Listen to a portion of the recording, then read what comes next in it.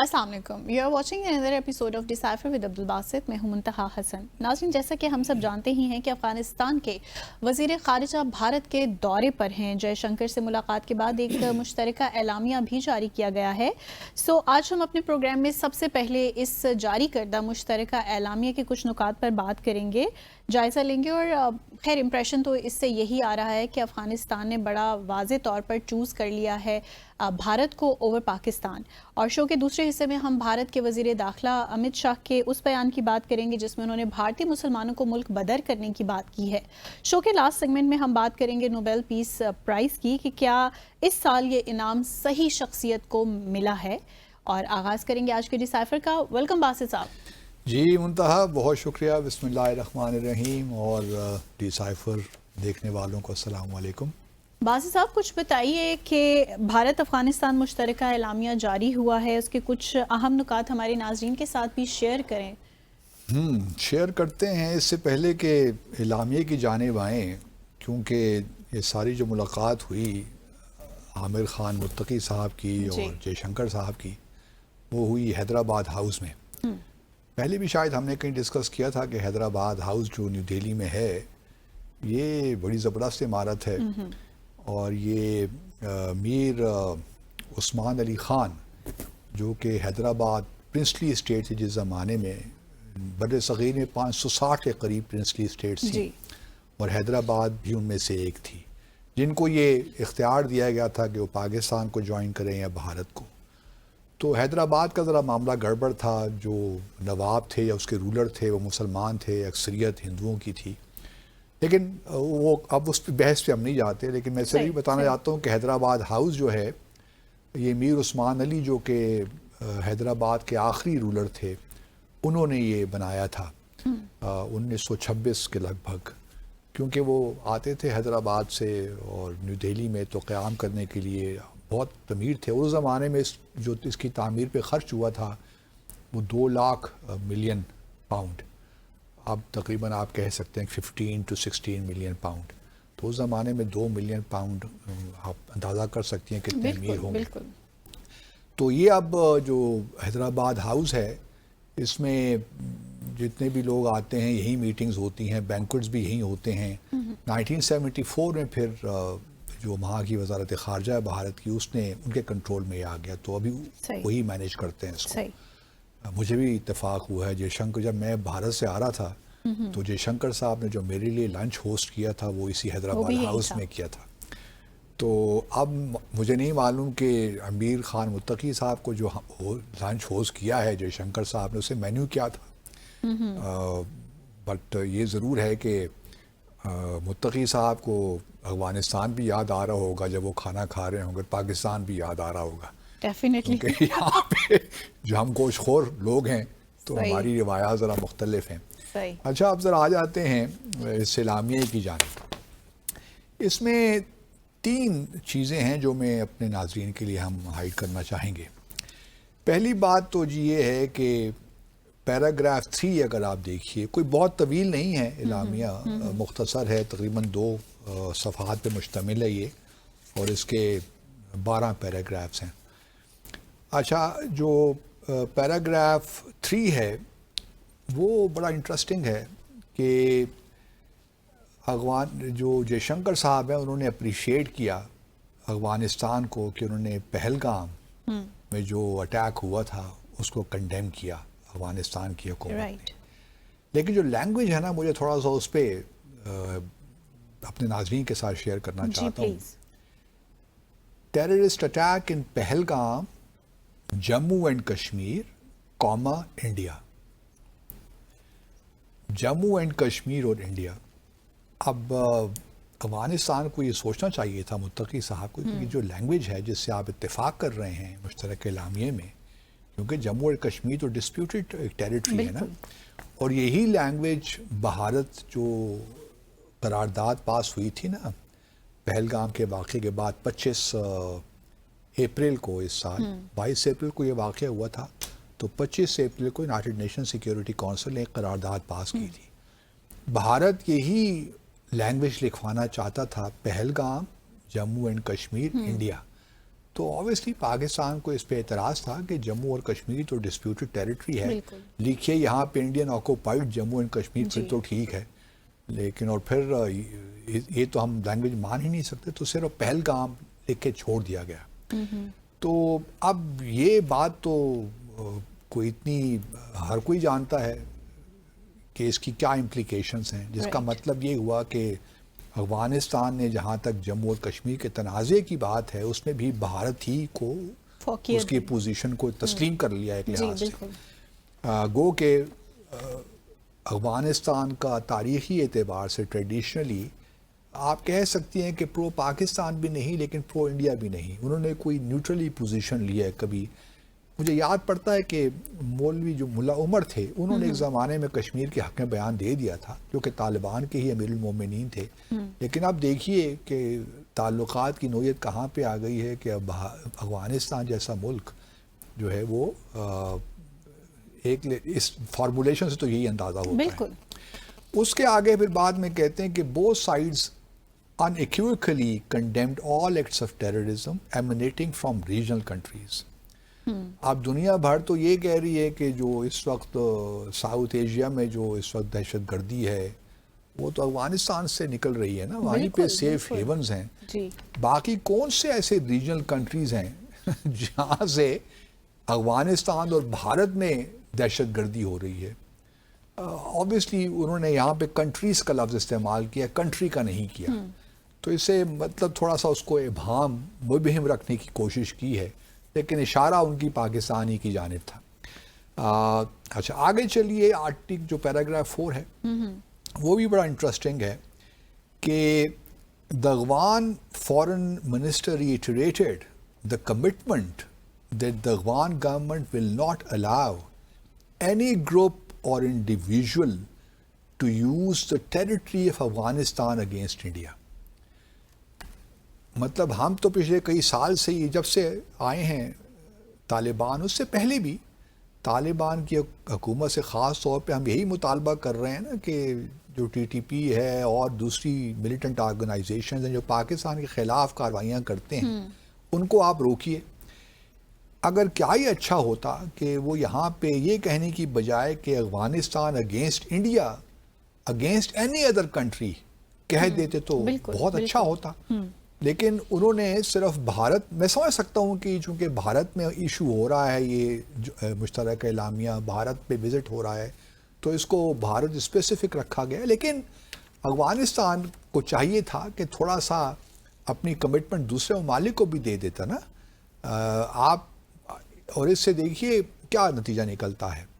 بھارت کا یہ نیریٹو ہے کہ جو اینٹی انڈیا بقول ان کے ٹیررسٹ آرگنائزیشنز ہیں انکلوڈنگ جیش محمد, LET, یہ بھی ان کی پناہ گاہیں ہیں افغانستان میں. اب تو انہوں نے ذرا کم کر دیا نا یہ کہنا, لیکن ان کی ٹریڈیشنل پوزیشن یہ رہی ہے جب سے طالبان آئے ہیں کہ LET نے بھی اور جیش محمد نے اپنے جو ہیڈ کوارٹرز ہیں وہ افغانستان شفٹ کر دیے ہیں. تو اب یہ کمٹمنٹ دی جا رہی ہے افغانستان کی جانب سے کہ ہم LET, لکھا تو نہیں ہوا یہاں پہ لیکن اس کا مطلب یہی ہے کہ جو بھارت کے خلاف ٹیررسٹ آرگنائزیشنز ہیں, تنظیمیں لائک LET یا جیش محمد, ان کو ہم افغانستان کی سرزمین سے آپریٹ نہیں کرنے دیں گے. تو یہ بھی ایک انٹرسٹنگ یہاں پہ, کاش کہ جب وہ کہتے کہ ہم کسی ملک کے خلاف نہیں ہونے دیں گے افغانستان کی سرزمین, تو پھر بڑا اچھا ہوتا. جو ہمارے کنسرنز ہیں TTP وغیرہ کے خلاف یا اور, تو وہ بھی ذرا اس میں کور ہو جاتے, لیکن ایسا نہیں ہوا. ایسی نیت ہی نہیں ہے تو انکلوڈ کیسے کر سکتے ہیں؟ ایبسولوٹلی, یہ بڑی عجیب سی بات ہے کیونکہ ہم یہ توقع رکھتے ہیں. اور شاید دیکھیے ایک معاملہ آ جاتا ہے اس میں کہ TTP کی جانب وہ اوبلائزڈ ہیں, LET کو تو شاید وہ دہشت گردی یا جیش محمد کو دہشت گرد تنظیم مانتے ہوں, لیکن افغان کی جو طالبان حکومت ہے وہ TTP کو دہشت گرد تنظیم نہیں مانتی. یہ بڑا معاملہ ہے نا, کیونکہ ایک تو جو جدوجہد ان کی ہے اس میں TTP نے ان کا ساتھ دیا ہے جی, اور دوسرا یہ ہے کہ وہ TTP کے جو, کیونکہ فتنۃ الخوارج ہے نا سارے, وہ اس بات پہ اب TTP کا جو دیکھیے افغانستان کی جہاں تک کہ طالبان کی جو جدوجہد ہے وہ بالکل جائز تھی, میں اس کو دیکھتا ہوں اس طریقے سے ہی، کیونکہ ایک فوراً طریقے سے امریکنز آئے، انہوں نے جس لانچ کیا ان کو، ٹھیک ہے وہ ٹیرر کی جو کارروائی ہوئی، لیکن بہرحال ان کے اگر آپ دیکھیے تو ایک ان کی جد و جہد تھی کہ ہم فوراً آکوپیشن کے خلاف جد و جہد کر رہے ہیں. صحیح. وہ یہ نہیں تھا کہ ہم اپنے ہی لوگوں کے خلاف ہیں. ٹی ٹی پی تو یہاں پہ اپنے ہی ملک کے اندر ایک فساد کریٹ کر رہے ہیں، تو دو صورتحال مختلف ہیں. لیکن افغانستان کا معاملہ یہ ہے طالبان کا کہ وہ ٹی ٹی پی کو دہشت گرد تنظیم نہیں گردانتے. وہ کہتے ہیں کہ جی یہ تو آپ کا معاملہ ہے، آپ اس کو خود سالو کیجیے. صحیح. تو یہ چیز جو ہے وہاں پہ ایک پرسپیکٹو تبدیل ہو جاتا ہے، because they are beholden to the T T P. تو اس لیے وہ ان کے خلاف وہ کارروائی نہیں کر سکتے یا کرنا نہیں چاہتے. لیکن ہمارے لیے تو بہت بڑا مسئلہ ہے نا. ہمارے تو دیکھیے نا فساد کریٹ کر رہے ہیں ہمارے ملک میں. یا تو یہ ہے نا کانسٹیٹیوشن میں جو کچھ ہے اس طریقے سے آپ آگے بڑھیے، الیکشن میں حصہ لیجیے، کوئی آپ کو روکتا تھوڑی ہے. لیکن آپ ملک میں فساد برپا کریں گے، دہشت گردیں گے، تو ہم کس طرح برداشت کر سکتے ہیں؟ بالکل. اور بار بار ہم آپ کو کہہ رہے ہیں لیکن آپ بازی نہیں آ رہے اپنی حرکتوں سے، ایکٹیویٹی سے. تو ہمارے لیے ایک مشکل تو کریٹ ہو جاتی ہے. اسی طریقے سے جو ہے ایک لاسٹ پوائنٹ جو اس پہ امپورٹنٹ ہے، اس میں آخر میں وہ بڑا اپریشیٹ کرتے ہیں متقی صاحب افغانستان کی حکومت کو کہ آپ نے ہمیں بڑا ہیلپ کیا، crucial material aid the to address the urgent needs of forcibly repatriated refugees in Afghanistan. جو پاکستان زبردستی یہاں سے مہاجرین کو نکال رہا ہے، تو اس پہ جو بھارت ہماری ہیلپ کر رہا ہے، ہیومینیٹیرین اسسٹنس دے رہا ہے، تو اس کو ہم بڑا اپریشیٹ کرتے ہیں. صحیح. تو یہ لفظ جو فورسیبلی ریپیٹریشن ہے نا، یہ بڑا انٹرسٹنگ ہے. اب پاکستان کیا کرے؟ گو کہ ماضی میں تھوڑی بہت پوزیشن لیتا رہا ہوں کہ تھوڑا بہت ہمیں احتیاط سے کام لینا چاہیے. مہاجرین ہیں، بڑے عرصے سے یہاں پہ موجود ہیں، بلکہ بہت سے لوگ تو یہیں پیدا بھی ہوئے ہیں. بالکل. تو ان کو اس طرح فورسیبلی نہیں بھجوانا چاہیے. لیکن اب حالات کچھ ایسے ہو گئے ہیں کہ سمجھ نہیں آتا کہ کس طرح ٹی ٹی پی کے معاملے کو کس طرح ڈیل کریں. ابھی بھی میں حکومت سے یہی کہوں گا کہ یہ جو سوال ہے نا کہ پاکستان کی جانب ہے یا بھارت کی جانب، سفارتکاری اس طرح ہوتی نہیں ہے. ابھی بھی تھوڑا بہت ہمیں ریکیلیبریٹ کرنا چاہیے. میرے خیال میں ایک برین اسٹارمنگ اس پہ ہونی ضروری ہے. ریلیونٹ لوگوں کو بلا کے اس پہ تھوڑا بہت کوئی صحیح ایک پالیسی بننی چاہیے کہ کس طرح ہم اپنا جو نیشنل ایکشن پلان ہے اور کس طرح ہم افغانستان کے ساتھ ڈیل کریں گے. صحیح. امپلیمنٹیشن ڈیفینیٹلی ایک مشکل مرحلہ جو ہے وہ بنا ہوا ہے. Let's take a short commercial break hair.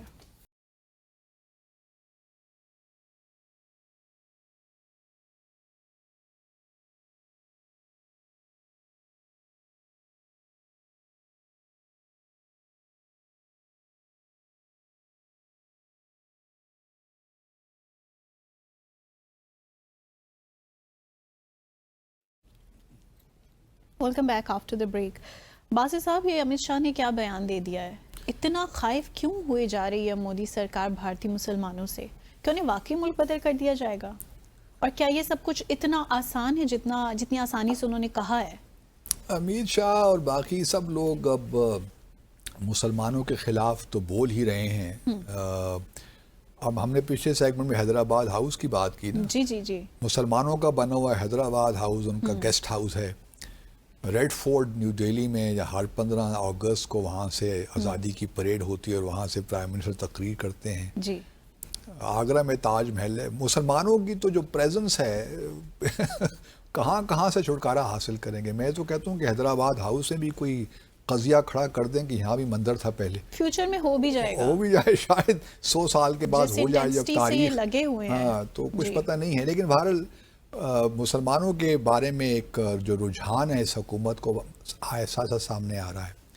اب امت شاہ صاحب نے کیا کہا ہے، اور امت شاہ صاحب نے کوئی نئی بات نہیں کی، لیکن جس طریقے سے انہوں نے یہ بات کی ہے وہ آبویسلی مسلمانوں کے لیے، جو بھارتی مسلمانوں کے لیے پریشانی کا باعث تو بن سکتی ہے.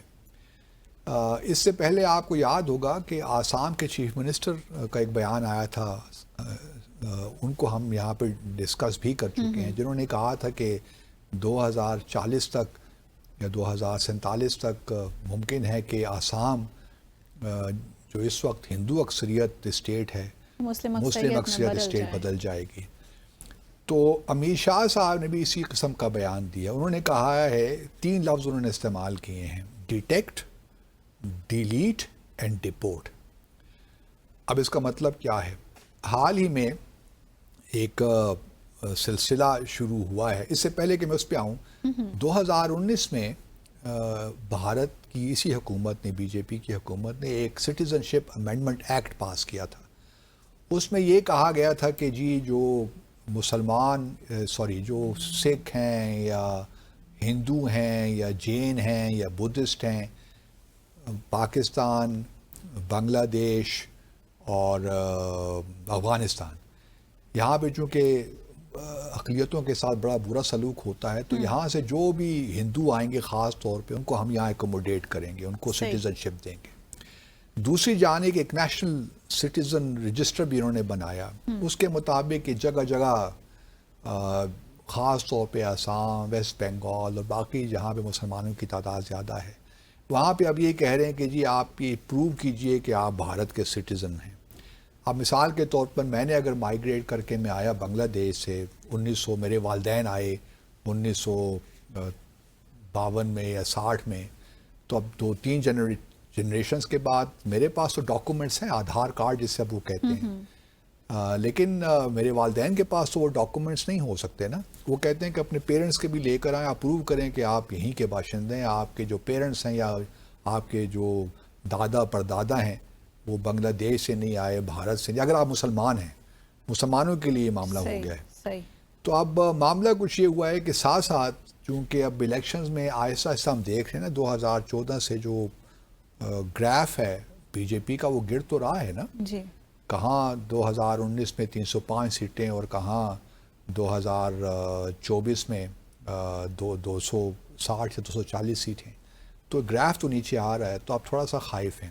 کانگریس کا یہی کہنا ہے کہ یہ جو ساری جو ووٹر لسٹ ہے نا پورے ہندوستان بھارت میں، وہ فراڈ ہے.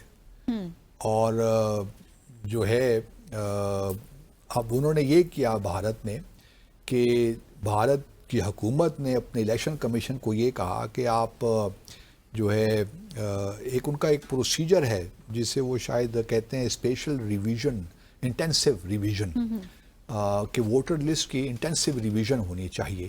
اور اس میں بھی بہار میں الیکشنز ہو رہے ہیں اگلے ماہ، تو اس میں تقریباً لاکھوں کے قریب جو ووٹرز جس میں شامل تھے ان کو نکال دیا. صحیح. اور اس میں زیادہ تر مسلمانوں کی تعداد ہے.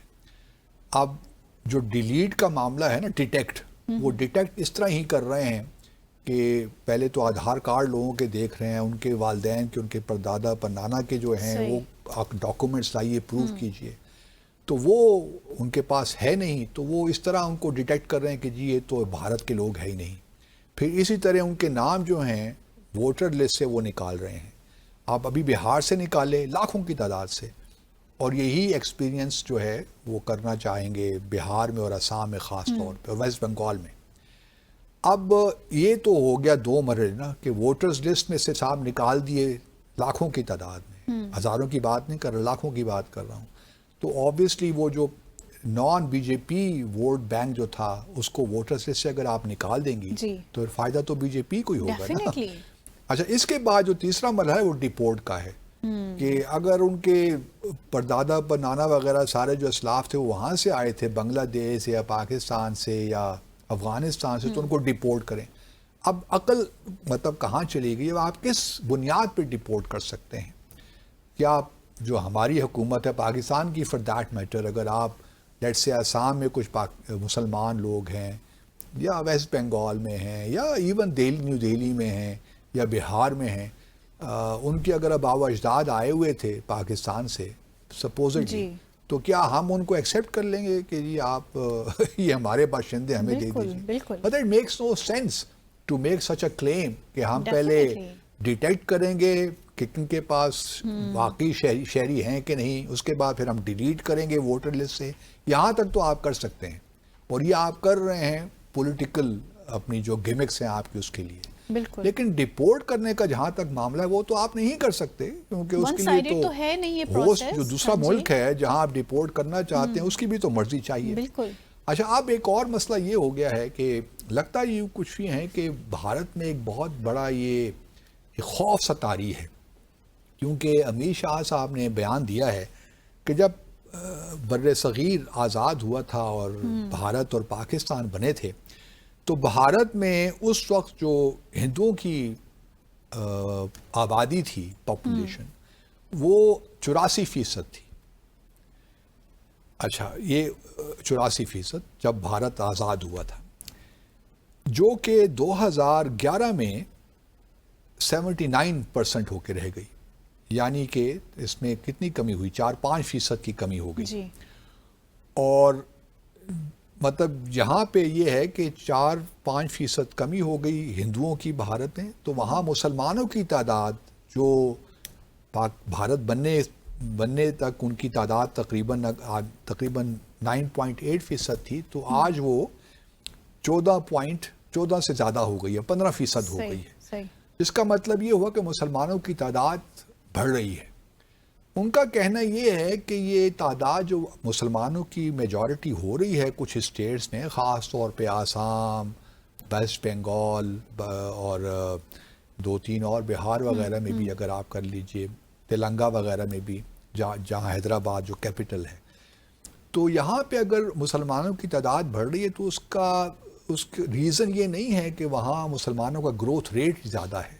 صحیح۔ اس کی جو وجہ ہے وہ انفلٹریشن ہے، کوٹ ان کوٹ، کہ یہ باہر سے جو آباء و اجداد ان لوگوں کے آئے تھے نا، تو وہی مسلسل ابھی بھی آ رہے ہیں، ابھی بھی انفلٹریشن ہو رہی ہے بنگلہ دیش سے، پاکستان سے اور افغانستان سے۔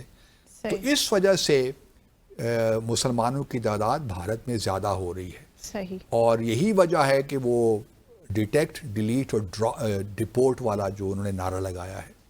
اب میں ان کی باتیں سن کر تو، اور جو ہمانتا جو چیف منسٹر ہیں آسام کے، وہ بھی اسی قسم کا بیان دے رہے ہیں، تو لگتا تو کچھ یہ ہے کہ یہ Bharat Islamic republic of Bharat India بننے جا رہا ہے اگلے 20-25 سالوں میں۔ بالکل۔ تو بڑی خوشی کی بات ہے اگر ایسا ہو جائے، تو بھارت کو اب یہ ایک خوف ہے کہ کہیں کچھ بڑی جو اسٹیٹس ہیں وہاں پہ مسلم اکثریت نہ ہو جائے۔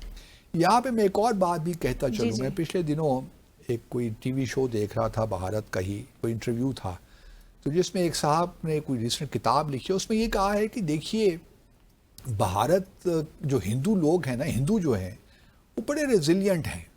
کتنے ہم پہ دیکھیے مسلمان آئے، برطانیہ کا یہاں پہ برطانیہ نے رول کیا، لیکن جو ہندوازم ہے 5000 اس سے بھی پرانا، وہ برقرار ہے۔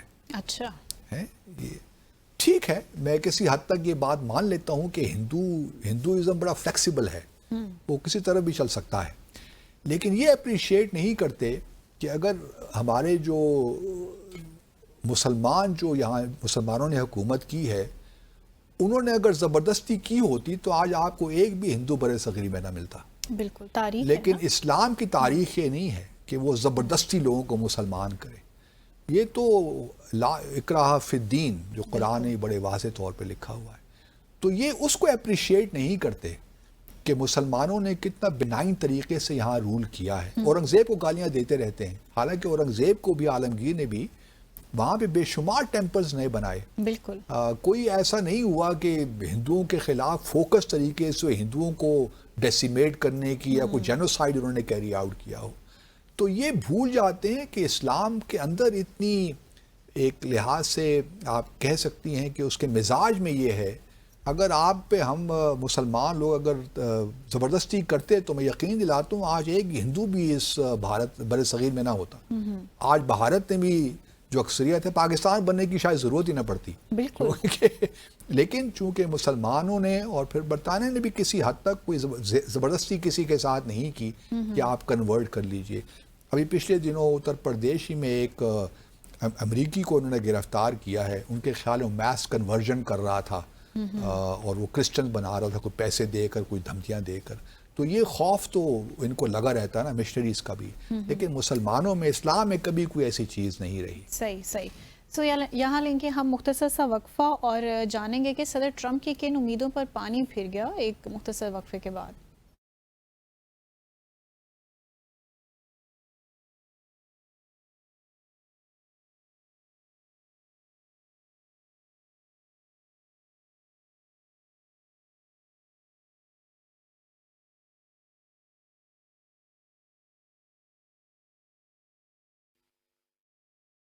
जी welcome back after the break. Basit साहब, बड़ी उम्मीदों पर पानी फिर गया प्रेसिडेंट ट्रम्प के।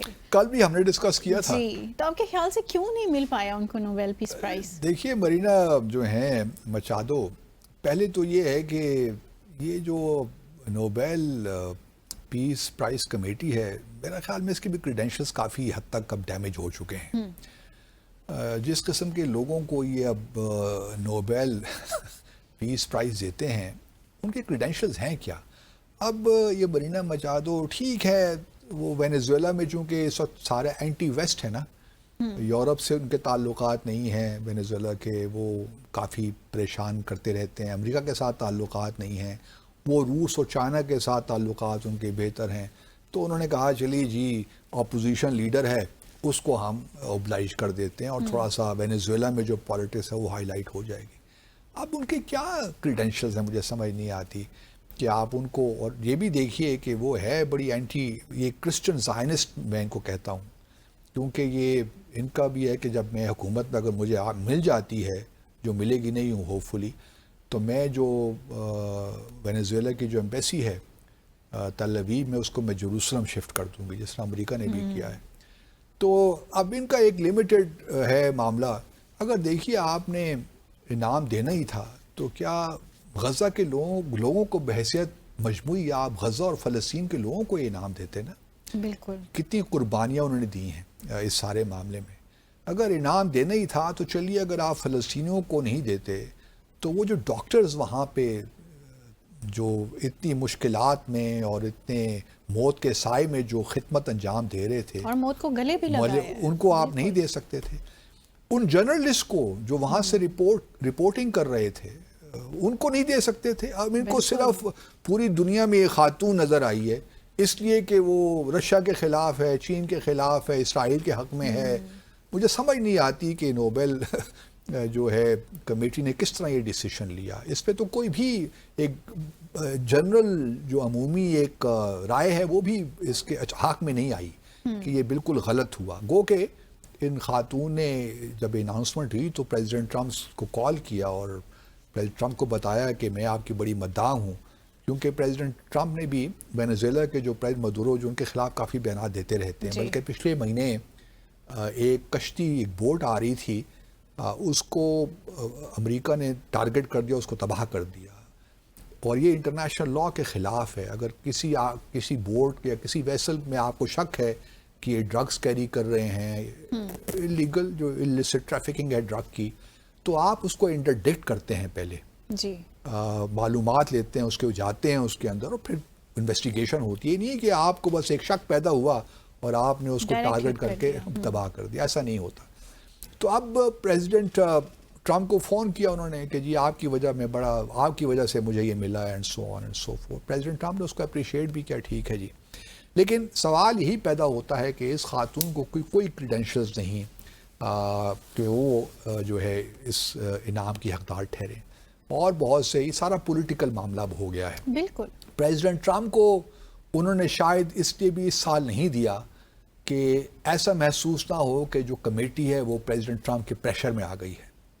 ये तासुर मिल सकता है ना, क्योंकि प्रेसिडेंट ट्रम्प पिछले कई महीनों से अब ये कह रहे हैं कि मैंने 7 जंगें रुकवा दी और अब 8वीं जंग हो गई है। तो कमेटी ये इम्प्रेशन नहीं देना चाहती थी कि हम कोई प्रेशर में आके हमने प्रेसिडेंट ट्रम्प को दिया। हालांकि अगर देखिए तो प्रेसिडेंट ट्रम्प ने काम तो कुछ किया है, इसमें कोई शक नहीं है। पाकिस्तान भारत की जंग में उनका बड़ा इम्पोर्टेंट अहम किरदार रहा है। फिर गज़ा में जो सीज़ फायर हुई, अगर वो ना होते तो शायद ये सीज़ फायर अभी भी ना हो पाती। उन्होंने काफ़ी प्रेशर बिल्ड किया है नेतन्याहू पे। इसी तरह ही ठीक है, आर्मेनिया और अज़रबैजान का पहले से एक मुआहदा हो ही रहा था, जंग भी हो चुकी थी और सीज़ फायर थी, लेकिन एक परमानेंट एग्रीमेंट हो जाना वाइट हाउस में बैठ कर, ये भी एक बड़ी क्रेडिट हो जाता है उनको। इस तरह रवांडा और डेमोक्रेटिक रिपब्लिक ऑफ कांगो के दरमियान भी एक एग्रीमेंट करवाया। तो ये कोशिशें तो वो कर रहे हैं। मेरा अपना ख्याल ये है कि एक तो इंडिया ने भी थोड़ी बहुत उनके ख़िलाफ़ बाकायदा मुहिम चलाई, बट वो अंडरग्राउंड डिस्करेज करते रहे कि क्योंकि प्रेसिडेंट ट्रम्प बार बार यही कह रहे थे ना कि पाकिस्तान और भारत के दरमियान मैंने सीज़ फायर करवाई, जंग रुकवाई। तो ये भारत में तो ये नैरेटिव مانا ہی نہیں، مانا ہی نہیں، بلکہ وہ پریزیڈنٹ ٹرمپ کے اتنے خلاف ہو گئے ہیں کہ اگر آپ ان کا میڈیا پڑھیے یا میڈیا دیکھیے تو بالکل لگتا ہے کہ وہ ایک مہم چلا رہے تھے کہ پریزیڈنٹ ٹرمپ کوئی نہ ملے. اور بھارت میں بڑی خوشی کی لہر دوڑی ہے. پریزیڈنٹ ٹرمپ کو کل نہیں ملا نا اعلان، جب کل ہوا تو اس نے پریزیڈنٹ ٹرمپ کو نہیں ملا تو بھارت میں بڑی خوشی منائی گئی کہ یہ دیکھو ٹرمپ کا جو ہے ساری جو خواب تھے وہ بکھر گئے اور پریزیڈنٹ ٹرمپ کو یہ نہیں ملا. لیکن سوال یہ پیدا نہیں ہوتا کہ پریزیڈنٹ ٹرمپ کو نہیں ملا تو بات ختم ہو گئی. میرا اپنا خیال یہ ہے کہ شاید اگلے سال مل جائے یا 2027 سے مل جائے، کیونکہ ابھی اور جس طرح ہم نے گزشتہ روز بھی کہا تھا کہ اچھا ہے کہ اس سال نہیں ملا، کیونکہ ابھی پریزیڈنٹ ٹرمپ کو تھوڑا سا اور پریشر بلڈ کرنا ہے اسرائیل پہ.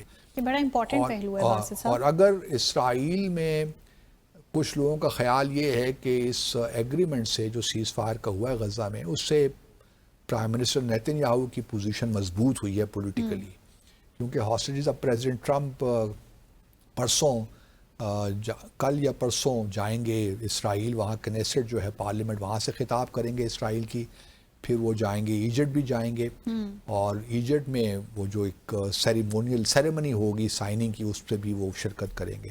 یہ 7-8 گھنٹے کا ٹرپ ہوگا ان کا مڈل ایسٹ کا، پھر واپس آ جائیں گے. تو یہ ایک مطلب پریزیڈنٹ ٹرمپ کا ایک بڑا امپورٹنٹ رول تو ہے، اس میں کوئی شک نہیں ہے، لیکن ہمیں پریزیڈنٹ ٹرمپ کا مزید رول چاہیے ابھی آگے، تاکہ یہ جو ڈیل ہے یہ صرف سیز فائر تک محدود نہ رہے اور یہ ٹوٹے نہیں، یہ پرماننٹ سیز فائر اب ہو اور معاملات اب آگے جائیں کسی طور.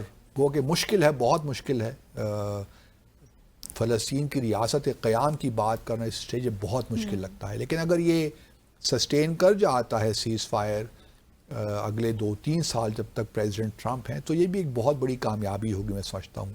اور اگر ویسٹ بینک کو کس طریقے سے بچا سکیں، جو سیٹلمنٹس ہو رہی ہیں وہ اگر بچ سکیں، اس میں ایک آپ کہہ لیں کہ اس پہ ایک اب وہ واپس پتہ نہیں ہو سکتی ہیں نہیں ہو سکتی سیٹلمنٹس کو، آپ مطلب یہودیوں کو وہاں سے نکالنا تو بہت مشکل ہو گیا ہے، لیکن یہ مزید ایکسپینڈ نہ ہو. اب تو سب سے بڑا چیلنج یہی ہے، اور یہ اگر رک جائیں تو یہ بھی ایک بہت بڑی بات ہوگی. صدر ٹرمپ کا ایسا کوئی ارادہ ہے؟ اب یہ دیکھنے والی بات ہے، اب کنیسٹ جائیں گے وہاں پہ کریں گے، اس وقت تو وہ پریورٹی ترجیح نہیں لگتی. ممکن ہے کہ اندرون خانہ جو بات چیت ہوتی ہو اس میں اسٹیو وٹکاف یا ان کے جو داماد ہیں جیرڈ کشنر وہ مشورہ دیتے ہوں اسرائیل کو کہ آپ اب ویسٹ، لیکن میرا اپنا خیال یہی ہے، گزشتہ روز بھی ہم نے یہ کہا تھا کہ اب سارا فوکس اسرائیل کا مغربی کنارے پہ ہوگا، اور وہاں پہ غزہ کو تو جو ہے سو ہوئے، حماس بھی گیا اور اس وقت باقی جو انٹرنیشنل اسٹیبلائزیشن فورس ہوگی وہ، لیکن اب سارا فوکس غزہ کی ویسٹ بینک کی جانب آئے گا. تو پریزیڈنٹ ٹرمپ کی ہمیں اس وقت ضرورت ہے کہ وہ اسرائیل ایک تو سیٹلمنٹس وہاں پہ روکیں، اور بلکہ اور پھر تھوڑا بہت گفت و شنید ہونی چاہیے فلسطین کی ریاست کے بارے میں. پھر ایک اور اہم مسئلہ جو ہے وہ یوکرین وار کا بھی ہے، وہ بھی اگر وہ ختم کروا لیں، وہ ممکن ہے نہیں ممکن، کیونکہ جو ہے چین نے اب ریئر ارتھ میگنٹس جو ہیں اس پہ پابندی لگا دی ہے کہ ملٹری یوزز کے لیے ہم نہیں بھیجیں گے، ایکسپورٹ نہیں کریں گے، اس پہ بہت واویلا ہے، اور وہ 1 دسمبر سے وہ ایفیکٹو ہوں گی. پریزیڈنٹ ٹرمپ نے کہا ہے کہ جی اگر یہ بات تو پھر 100% جو ہے ٹیرفز ہم لگا دیں گے. اب یہ ملاقات ہونی تھی پریزیڈنٹ ٹرمپ کی اور پریزیڈنٹ شی جن پنگ کی سول میں اس ماہ کے آخر میں، اب وہ معلوم ہوتی ہے نہیں ہوتی، تو ایک لحاظ سے ٹینشن بڑھ رہی ہے. اور اگر چین کے ساتھ ٹینشن بڑھتی ہے تو پھر روس کے ساتھ ممکن ہے وہاں بھی کوئی زیادہ اسپیس نہ ہو، یا زیادہ اسپیس مل بھی جائے، کیونکہ پریزیڈنٹ ٹرمپ اور پوٹن میں ایک تھوڑی بہت ایک دوسرے کے لیے ہے کوئی دل میں انڈرسٹینڈنگ ہے. تو ایک غزہ کا ایک یوکرین کا معاملہ بھی ہے. ہماری خواہش تو یہ ہوگی کشمیر کے معاملے میں بھی تھوڑا بہت کوئی تھوڑا بہت کنٹریبیوٹ کر جائیں. تو ہم تو جس طرح میں نے کل بھی کہا تھا کہ ہم دعا بھی کریں گے پریزیڈنٹ ٹرمپ کو کہ مل جائے، لیکن یہ ایک بہرحال انٹرسٹنگ ہے. اور مجھے ذاتی طور پہ دکھ یہ ہے کہ ماضی میں دیکھیے نا اسی کمیٹی نے بھی ٹھیک ہے روزویلٹ کو دے دیا انعام، انہوں نے جاپان اور چین کے درمیان جنگ رکوائی تھی 1905 یا 1906 کی بات کر رہا ہوں میں. اس طرح ووڈرو ولسن کو دے دیا، ووڈرو ولسن جو ہیں وہ بھی ایک بڑا لیگ آف نیشنز کی بات کرتے تھے، دنیا میں ایک نیا ایک آئیڈیا انہوں نے متعارف کروایا. ٹھیک ہے ان کا بھی بندہ، لیکن آگے کارٹر کو بھی چلے میں مان لیتا ہوں، ان کو بھی دے دیا پریزیڈنٹ کارٹر کو بھی. وہ ہیومینیٹیرین جب وہ مطلب صدر سے ہٹے، صدارت سے پالیٹکس چھوڑی انہوں نے، تو پھر وہ ہیومینیٹیرین کام میں لگ گئے، ان کا ہی بنتا تھا. لیکن صدر اوباما کو کس کھاتے میں دیا مجھے آج تک یہ سمجھ نہیں آئی، کیونکہ ان کو بالکل اپنے جو صدارت کے آغاز پہلے سال ہی میں ہی کمیٹی نے اعلان کر دیا نوبیل کا. وہ ایجپٹ گئے تھے، وہاں انہوں نے ایک یونیورسٹی میں خطاب کیا، گریٹر مڈل ایسٹ کی بات کی، تو اس کے حالانکہ اس کے بعد پریزیڈنٹ اوباما کا تو ریکارڈ بہت ہی خراب رہا، خاص طور پہ افغانستان میں آپ دیکھیے، اور پھر جو مڈل ایسٹ میں بھی جو کچھ ہوا جی تو پریزیڈنٹ اوباما کا تو بالکل پولیٹیکل ایک ڈیسیشن تھا. تو صدر ٹرمپ کو بھی اگر دے دیتے ہیں اگلے سال یا اس سے اگلے سال تو ہمیں تو بہت خوشی ہوگی، اور ہم تو چاہیں گے کہ پریزیڈنٹ ٹرمپ، کیونکہ وہ اپنے آپ کو کہتے ہیں کہ میں ڈیل میکر ہوں اور پیس میکر ہوں، تو اگر وہ واقعی پیس میکر ہیں، انہوں نے ابھی ثابت تو کیا ہے، لیکن یہ ہے کہ ہم چاہیں گے کہ ہم مزید ان کو دیکھیں ان ایکشن مختلف اور جگہوں پہ، اور اگر وہ پیس لا سکیں تو نتھنگ لائک دیٹ. لیکن چلیں اس کو مشروط بھی کر دیتے ہیں مسئلہ کشمیر سے. چلیے ٹھیک. سو اسی کے ساتھ ہی آج کے ڈیسائفر ود عبدالباسط کا وقت ختم ہو گیا ہے. آپ سے ملاقات ہوگی انشاءاللہ next week. Till then be happy, take care. Muntaha Hasan کو اجازت دیجیے گا. خدا حافظ.